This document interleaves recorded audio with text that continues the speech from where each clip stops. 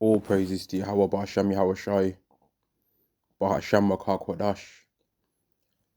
Double honors to the apostles and the elders of Great Millstone who have been teaching the truth for decades, man. And now people are seeing that what they were saying was true, right?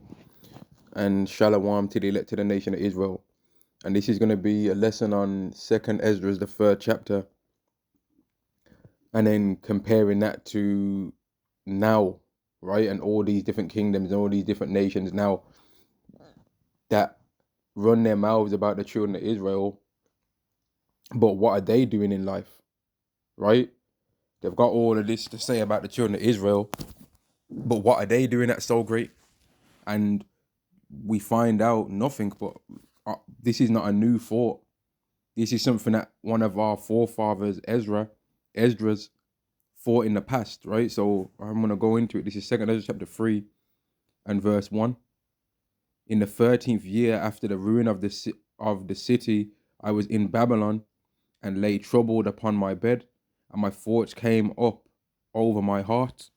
For I saw the desolation of Zion, meaning Israel, right? This is after Israel had been destroyed by the Babylonians, right? 13 years after, right? And the wealth of them that dwell at Babylon. So he saw that we'd been destroyed, right, by a group of people. And 13 years after, he saw all the wealth that they have within Babylon, right? Verse 3, and my spirit was sore moved, so I began to speak words full of fear to the Most High and said, O Yahweh, who bearest rule, thou spakest at the beginning, when thou didst plant the earth, and that thyself alone, and commandest the people, and gavest a body unto Adam without soul, which was the workmanship of thine hands, and didst breathe into him the breath of life, and he was made living before thee. And thou leadest him into paradise, which thy right hand planted before ever the earth came forward. And unto him thou gavest commandment to love thy way, which he transgressed, and immediately thou appointest death in him and in his generations, and of whom came nations, tribes, people, kindreds, out of number, which is all of the people that are on the earth now, right? And everyone walked in their own will and did wonderful things before thee, and despised thy commandments, because all these other people, no matter how much they want to talk about how the children of Israel ain't did whatever they needed to do according to God, neither did you, right? No matter how much any of these nations say how bad the children of Israel was for our sins and for our iniquity, right? Well, okay, but whenever we were sinning, weren't we copying you, nations? Every time we did an iniquity, weren't we copying you? At some times, weren't we keeping the commandments of the Egyptians that Yahweh told us not to follow? But those Egyptians would have been keeping those things as their natural way of being. Weren't we also told not to keep the way of the Canaanites? And we did that as well. But that would have been the ways that the Canaanites thought was normal. Weren't we told to not follow the ways of the Persians, to not follow the ways of the Babylonians? But we kept those ways too. We copied every single one of you nations. But every single time when we was copying you nations were doing those things too. There was never no time where we was copying you and you were copying us. That never happened. You nations faked to try and keep the laws of Yahweh, but you never actually did it. Even still now, that there's a group of Edomites from the tribe of Amalek pretending to be the Jews. They still are not keeping the laws, man. They're pretending to be Israelites. They ain't really keeping it. Verse 8, and everyone walked after their own will and did wonderful things before thee and despised thy commandments. Again, in process of time, thou brought us the flood upon those that dwelt in the world, because people was being super wicked. So Yahweh decided to just erase all the people on the earth and rebuild it with 8 people. But really, right, it was actually 6 people that repopulated the earth, right? It wasn't actually 8 people that repopulated the earth, because the Noah, right, didn't have any more children according to the Bible. Noah didn't have any more children physically from him, from anywhere I've read. If anyone else got any other information, then show it. But from what I know, and let me even go back and check, in fact, because maybe I could be wrong on that. Let me not even say that too boldly yet. Let's see. Let's see, man. But from what I've seen, it don't mention Noah as having any more children, right? It says this, Genesis chapter 6 and verse 10. And Noah begat 3 sons, Shem, Ham, and Japheth. The earth was also corrupt before God, and the earth was filled with violence, right? And then it goes down somewhere in like the 9th chapter, and it says, and of them was the whole earth overspread. Where is that? Genesis chapter 9 and verse 18. And the sons of Noah that went forth of the ark were Shem and Ham and Japheth, and Ham is the father of Canaan. 19. These are the 3 sons of Noah, and of them was the whole earth overspread. So it was like I said, right? The earth was really repopulated with 6 people, Noah and his 3 sons, and each one of them had their own wife. And that was how all of these people that are on the earth now came to be, if you believe the Bible explanation, which I believe it, right? Now, let's go back to this. 2 Esdras chapter 3 and verse 9 again. And in process of time thou broughtest the flood upon those that dwelt in the world and destroyed them. And it came to pass in every of them that as death was to Adam, so was the flood to these, because those people ain't around no more. They're gone, right? You can't find those people no more. We don't know nothing about them. Nevertheless, one of them thou leftest, and that's heavy, man, because like there would have been whole lineages, whole tribes and clans at that time, whole different groups of people, whole family lines of hundreds of people that were just erased, man. And at that time, that was coming from a time where people was living to multiple centuries of age, man. That time when all those people perished was a time where people was living to really, really, really long lives, man. Right? People was living the longest that they've been living at those times than now. And Yahweh got rid of all of them, man. So had Yahweh not actually brought in a flood like that, those people would have, of natural causes, had a hell of a lot more of their lives ahead of them. Verse 11. Nevertheless, one of them now left us, namely Noah, and his household, of whom came all righteous men. And it happened, and that don't mean that everyone that's from Noah is righteous, because we already know that he's talking about through the line of Shem ultimately, right? And through the Israelites, because the only people that were ever considered righteous were the Israelites, man. And then, of course, Abraham and Isaac and Jacob, right? Abraham, Isaac, and Jacob, and then all the people from the children of Israel that were of the elect that were righteous. There was nobody else, right?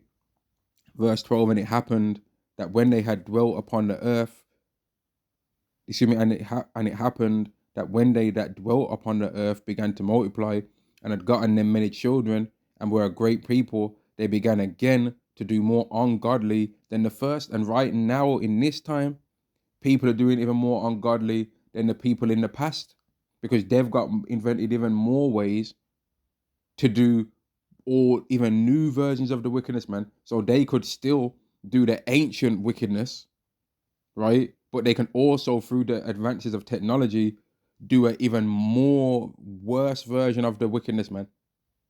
They can even go even further to go even more wicked, man, because they never had no pill back at that time, right? They never had the pill so that women can just keep on fighting it off without any chance of getting pregnant. They never had that. They would have had the pull-out method and a few, you know what I mean? They never had no pill them times, man. They never had those kind of things. They never had no ability to literally try and make a man look like a woman and to mangle and twist up like a balloon a male genitalia and turn it into looking like a female genitalia, which it never will be that, by the way.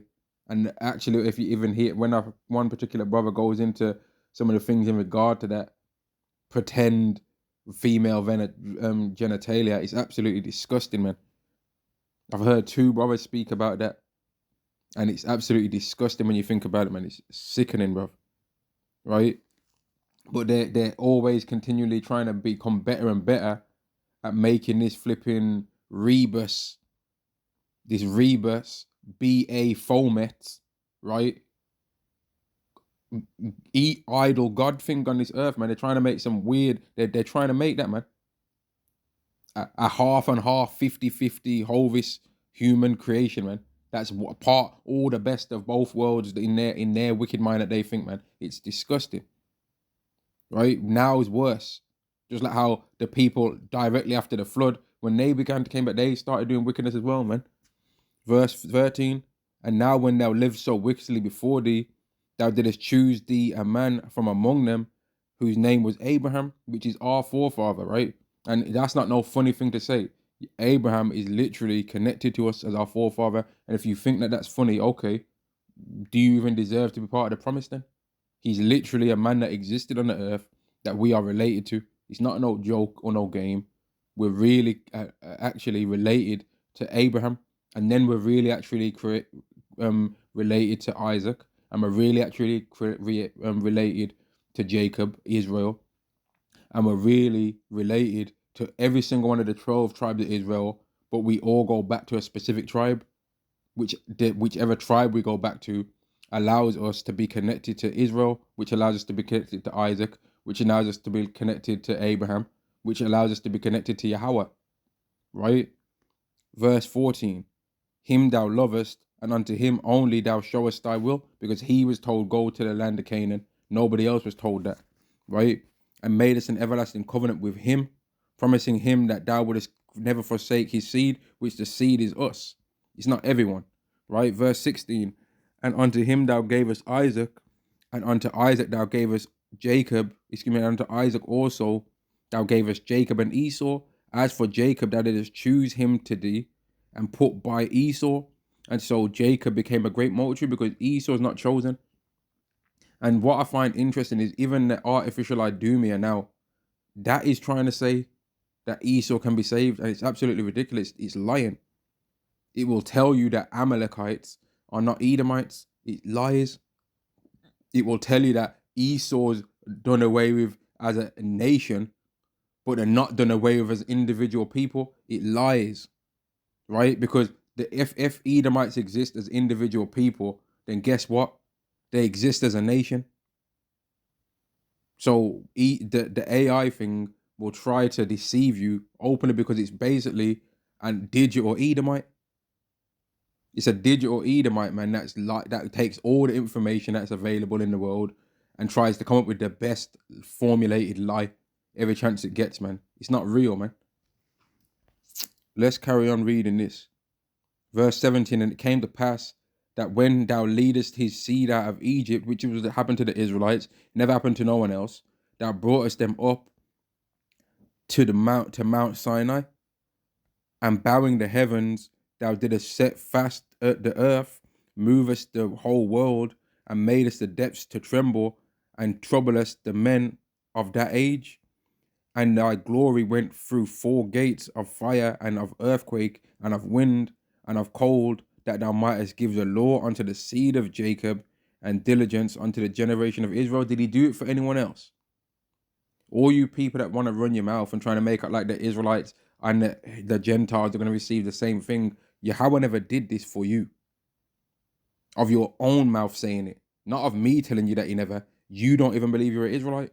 So you are acknowledging he never did this for you, and you're acknowledging that he did it for another group of people. But some of you people out there would want to try and claim that the children of Israel are cast away, even though the Bible specifically claims in Romans the 11th chapter that he did not reject them, and that in fact he's going to have mercy on all of them, and they're all going to be saved. When you read from Romans the 11th chapter verse 26 down to the end of the chapter, it lets you know clearly that through a certain amount of Israelites that are going to receive mercy, all of them are going to receive all of them are going to receive mercy. So all you people that say these things, you don't know what you're talking about. You're making up lies. You're lying, right? You're liars, man. Verse 20. In fact, verse 19. And thou gavest, and thy glory went through 4 gates of fire, and of earthquake, and of wind, and of cold, that thou mightest give the law unto the seed of Jacob, and diligence unto the generation of Israel. and yet thou tookest not away from them a wicked heart, that thy law might bring forth fruit in them. So Yahweh made us have all the beautiful things that we need to have, and yet didn't take away from us the thing that he knew would actually make us stumble. The thing which was the same thing that made Adam stumble, right? Which was the same thing that made the inhabitants of Sodom and Gomorrah stumble, man. He never took that away from us. But guess what? He's going to take it away from us though. When he puts us under the new covenant, not everyone, right? Verse 21. The first Adam bearing a wicked heart transgressed and was overcome, and so be all they that are born of him. Now, didn't Paul speak about in the book of Corinthians, the 15th chapter, right? First Corinthians, the 15th chapter, that first you have to become the natural, then you have to become the spiritual, right? First you be the carnal, then you become the spiritual. First you be the mortal, then you become the immortal. First you be the corruptible, then you become the incorruptible. This is what he was talking about, man. We had to go through the same kind of corrupt state that Yahweh Shai was in once and overcame. We've got to overcome ours, man. But we're not going to overcome ours by being completely sinless. We're going to overcome ours by believing in Yahweh Shai and in the sacrifice that Yahweh gave us as a nation, right? That's how we're going to overcome it. By refusing the MOTB, by making it through Jacob's trouble, and still believing in Yahweh B'Shem Yahweh Shai, no matter what we lose in Jacob's trouble, man. No matter what we see in Jacob's trouble, no matter what harm we escape from, and no matter what fears brought upon us to test our faith, right? That's how we're gonna, if we're hopefully of the elect, that's how whoever the elect are, that's how they're gonna overcome their corruptible state, man. Let's carry on reading. Verse 22, thus infirmity was made permanent, and the law in the heart of the people with the malignity of the root, so that the good departed away and the evil abode still. And that's why no matter who you are out there, you're going off, right? And I'm not trying to make it personal and try and send for nobody or nothing like that. Nobody on this earth is doing anything righteous, but this chapter that I'm reading is gonna break it down anyway. So I'm gonna leave the suspense, man. People can say, "Oh, we're all going off. All have fallen short." Blah blah blah. All that they can say, all of that. All have fallen short of the glory of God. Okay, everyone doesn't have a sacrifice for their sins, though. The Israelites do. Yahweh Shai is a sacrifice for their iniquity, but there's more to it than that. Even verse 23. So the times passed away, and the years were brought to an end. Then didst thou raise thee up a servant called David, whom thou commandest to build a city unto thy name, and offer incense and oblations unto thee therein.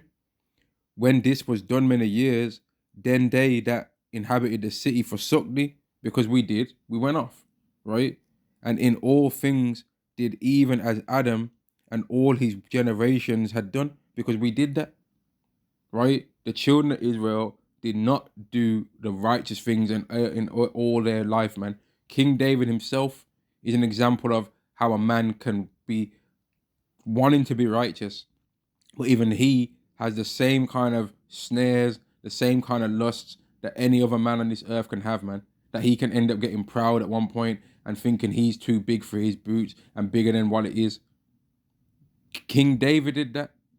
And King David received mercy from Yahweh, but King David, without the mercy, would have not been a good man in Yahweh's eyes, right? He would not, he did many good things, but he did bad things too. And yet he received mercy though, right? Now, let's carry on reading. Verse 26, and in all things did even as Adam and all his generations had done, for they also had a wicked heart, which we have, right? But guess what, man? Yahweh is going to circumcise our heart, though, according to prophecy. The Israelites are the only nation that has been prophesied to receive a change of the heart, man, a new heart. When you read Ezekiel 36, right, it speaks about the Israelites receiving a new heart. When you read Deuteronomy 30, It speaks about the Israelites getting their hearts circumcised by Yahweh. So you people can't say anything. Verse 27, and thou gavest thy city over into the hands of thine enemies, which the hands of thine enemies would have been firstly the Assyrians, right? And then it would have been the Babylonians who Ezra, right, is speaking about now, right? Verse 28, are their deeds then any better that inhabit Babylon, that they should therefore have the dominion over Zion? So he broke down the whole history of the or summarized the whole history of the planet Earth, going back to Adam, going back to Adam and the process of how from Adam the children of Israel became the chosen, right? And went into how, okay, the children of Israel went off, but okay, this nation that you've now made us be underneath, are they now somehow better than us because we know what you've did for us? Ezra has already pointed out that he knows what Yahweh did for us as a nation, right? But he's like, okay, this nation that we're underneath, then are they the actual most righteous people on the earth, that they should be given a position of power over the nation that you gave the ways to righteousness to, right? And what does he say about this? Verse 28, are their deeds then any better that inhabit Babylon, that they should therefore have the dominion over Zion? For when I came hither, I had seen impieties without number. Then my soul saw many evildoers in this 13th year, so that my heart failed me. So he never seen them doing righteousness, right? They was making all kind of idols. And even when you go to the prayer of Manasseh, he was warning them, the Israelites, when they went into the land. He was like, when you go there, you're going to see these people doing a whole bunch of madness, right? Don't start thinking that the things that they're doing over there are righteous, because they're not. The gods and the idols that they make, they can't speak, they can't see, they can't hear. And any kind of judgment that supposedly happens from their hand is really done by men. It's not done by the God that they claim to believe in. It's not done by the idol. That's BS. That's what he was basically telling me, if you was to speak it in a modernized way, right? Verse 30, for I have seen how thou sufferest them sinning. So he saw them going off. Ezra saw them going off. He saw them going off. He never seen them living righteous. He seen them being wicked as hell, doing all the same things that we had done to get over there and to be worthy of being cast down in the first place. He saw them doing the same thing, and that's like a frustrating thing, man. Because if we was going, what would some of the things that we would have been doing as Israelites to make us get put into this captivity? They would have been doing LG3T. They would have been committing adultery. They would have been bearing false witness. They would have been unaliving each other. They would have been stealing, robbing, worshipping idols, not honoring their mother and father, not keeping the Sabbath, right? So then Yahweh's like, okay, because you haven't kept my laws, you're going into captivity. We get taken down, besieged and starved out for a year and a half. I believe it was roughly a year and a half that we were starved and besieged, right? Had our enemies just forcing us in to stay in Israel and just waiting for us to starve to death. The Israelites were starving to death in there, chewing each other to pieces, right? Women were so hungry and so starving that they didn't even breastfeed their babies no more when they had the ability to, because they didn't want to drain their nutrients out, right? People were eating bird poo, all kind of things all that year and a half of starvation that we would have went through, to then finally be taken down and defeated, right? To get over to Babylon, to then see that all the things that we were doing that caused us to go through that year and a half of starvation, and all that things that happened within the gates of Israel that you can read about in the book of Lamentation, we went through all of that only to get to Babylon and be in captivity there, to see them doing it. You know how frustrating that would be? We got taken down by a people that were doing the same, and then we get over to their country and their land and we see them doing the same stuff.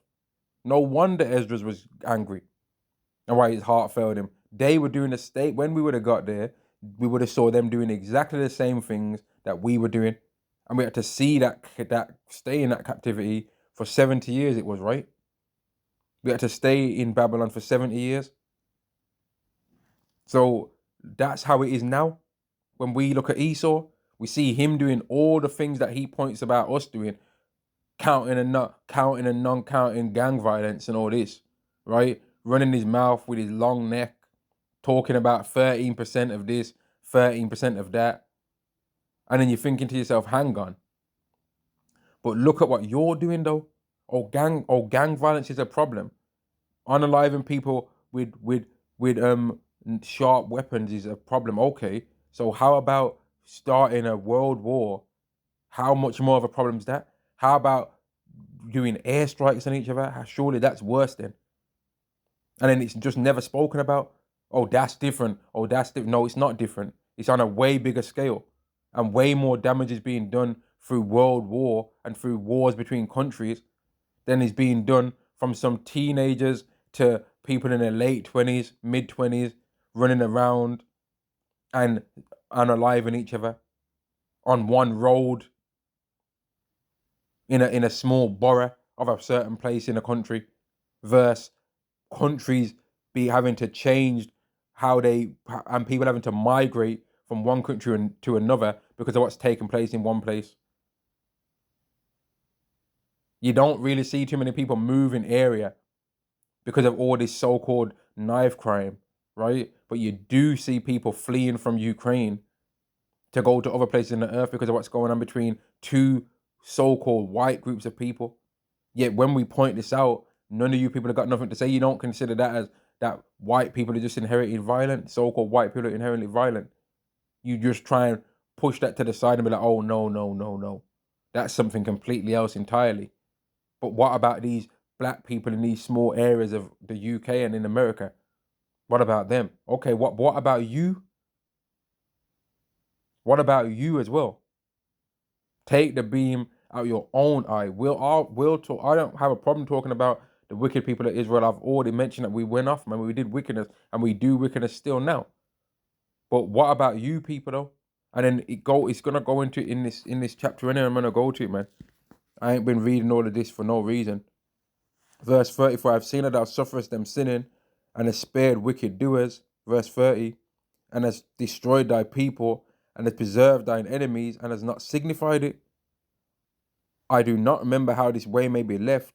Are they then of Babylon better than they of Zion? Are the Israelites worse than the Babylonians? Are the Babylonians better than the Israelites? This is what he was wanting to know, right? Verse 32, is there any other people that knowest thee beside Israel? Have you got another chosen nation that we don't know about? Like, are one of these other nations chosen as well, or something like that? Did you give them the laws, or did you make them a sacrifice for their sins? Did they have some kind of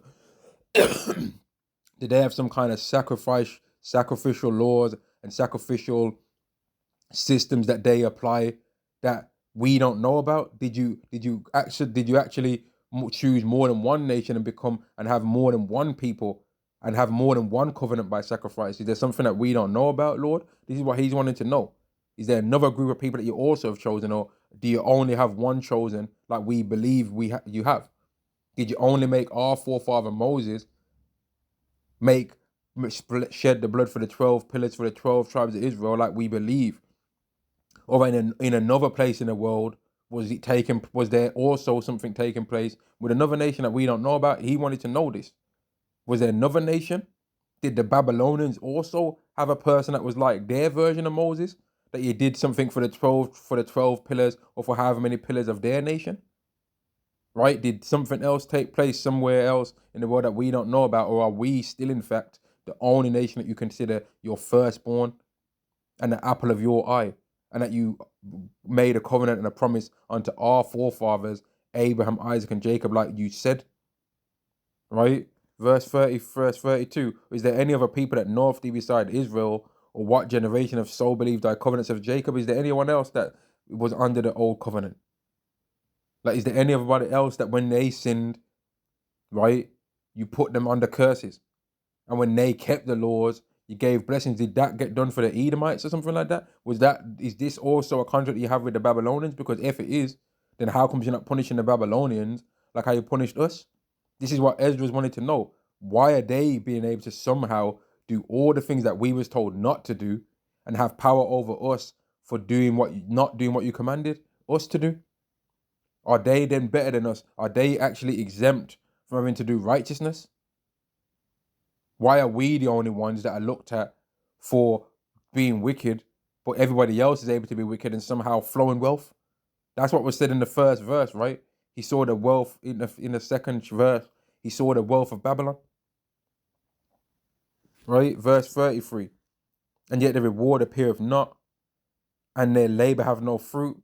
For I have gone here and there through the heathen, and to see how they flow in wealth, and think not upon thy commandments. So Esdras would have been going through the city and be like, yo, that's adultery right there. That's Leviticus 20. That's a man in a dress. They're going off. That's a woman fighting it off, committing adultery right there. That's theft. That person's lying on that person. They're bearing false witness. That person R-worded another man's wife and they let him get away with it. That woman slept with that man and they just said, get over it. She don't want to be with you no more. She doesn't have to. And if we take it to the modern time, that woman committed adultery on a man, was able to divorce him and get child support and get spousal support and get the house and get an extra lump sum of bulk of money. And now she's with the next geezer and she's laughing and she's made a TikTok video laughing about how she's got all this child support and she's flashing a check. And we all know that you don't need millions to raise a little child. That's not even one. We all know this. Little children don't even need that many clothes. They're in a baby grow most of the time, man. They're in a baby grow. They throw up, they vomit on their clothes. Like, there's not even no point in even really putting them in, not buying them no so-called baby clothes. They may as well be in them button-up baby grow things, and that's it, bruv. Because they vomit, throw up, sleeping most of the time anyway. They can't walk yet. So there's not even no point. Actually, the most of the time, them clothes just overheat the baby anyway. There's actually no point, man. Just put them in a baby vest and a baby grow on top of it. And the coats, depending on the weather. And get them some blankets. Because they're mainly one of two places most of the time when it's a baby anyway. They're in their mother's arms or their father's arms occasionally. Or they're in a buggy. Or they're in a cot or wherever they're sleeping, man. There ain't too many other places. And occasionally the parents wash them in a like the baby bath things with some sponges, you know what I mean?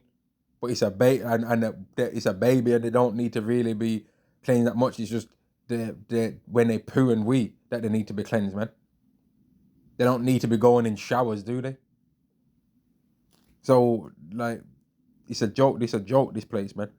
It's a joke. I can't remember why I even brought that up. I can't even remember, man, but Lord, will it made sense. I can't even remember. My mind's gone blank on that, man. Verse 34. Weigh thou therefore our wickedness now in a balance, and there is also that dwell in the world, and so thy name shall be nowhere found but in Israel. So let's say that the children of Israel are committing more iniquity. Let's just pull it out there and say that, let's say the children of Israel are the sands of the sea, right? That cannot be measured or numbered. And we're definitely going to be truly like that one day when we're all immortals, right? But let's just say that if we was to weigh all the sins of the children of Israel and all the sins of Esau, let's just say, I'm not saying this is true, but let's just say that you'd find more wickedness amongst us if he was to do that. Let's just say that. I'm not saying it, but let's just hypothetically pretend that that's true. And let's say that our sins was also to be more wicked than if you was to add all the sins of the Ammonites in as well and the Babylonians. Let's just say that the children of Israel, if you compare our sins, was actually more wicked than every other nation's sins combined. Let's just hypothetically imagine this, right? Let's just hypothetically say, yeah, this is the case, all right. And so thy name shall be nowhere found but in Israel. So no matter how wicked people can say that we are, we still call upon Yahweh, Bahasham, Yahweh Shai, right? Yahweh, Bahasham, Yahweh Shai. That's who we call upon for forgiveness, for all the wickedness that we've did, man. That's who you call upon when you're calling upon it too. Whoever you are that might see this video, that's who you call on, man. Yahweh, right? And if you're a person that's new to and wondering what this is, well, Yahweh is the real name of the Heavenly Father. And it means he exists. Yahweh Shai is the real name of the only begotten Son, and it means he's the savior or he's a deliverer, because that's what he's going to do. He's going to deliver and he's going to save his people from their sins. His people are the nation that he belongs to. He was an Israelite. He is an Israelite. He was literally from the house and lineage of King David, right? He was. He is. Okay? Verse 35. Or when was it that David dwelt upon the earth have not sinned in thy sight? Exactly. So, okay, we've sinned as Israelites. People like to always say the Israelites were bad. They're so bad. That's why God cast them away and chose everybody now. You people were bad as well. And are still bad now. All these other nations that claim that Jesus died for their sins, they want to claim that Jesus stuff, yeah? They ain't started living righteously because of it now. They ain't started changing and ameliorating their ways and all of a sudden now doing good things upon the earth. They're still scumbags.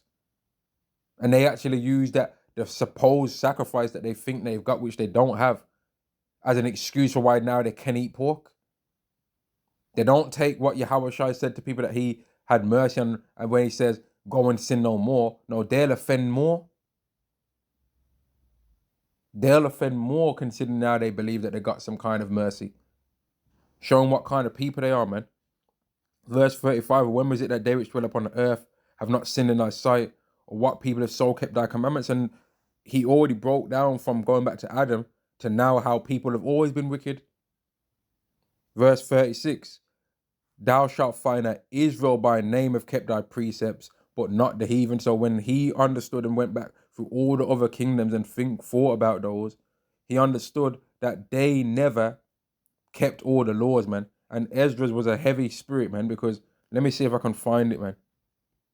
Let me see if I can find this part of the Bible, man, which I think is real heavy, man. Because Esdras was given the spirit, if I'm not mistaken, to write the scriptures, man. Right? He was given the spirit to write the scriptures, man. He was told, write these things down in the book, man. He was given the spirit to be able to rewrite things that had been taken away and that knowledge that had been lost. I want to see if I can find that, man. And since I've said it now, I'm going to have to really... 1 second, I'm going to find that. Give me a second. Watch. Right. Salakia.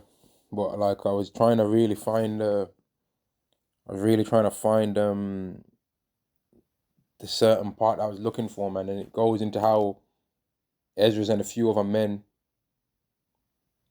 ended up writing like 40 or something books, man. I can't remember exactly where that part is, though. But I found part of the thing that I was looking for, and I'm going to read it. It says, 2nd Esdras chapter 12 and verse 36. Thou only has been meet to know the secret of the highest.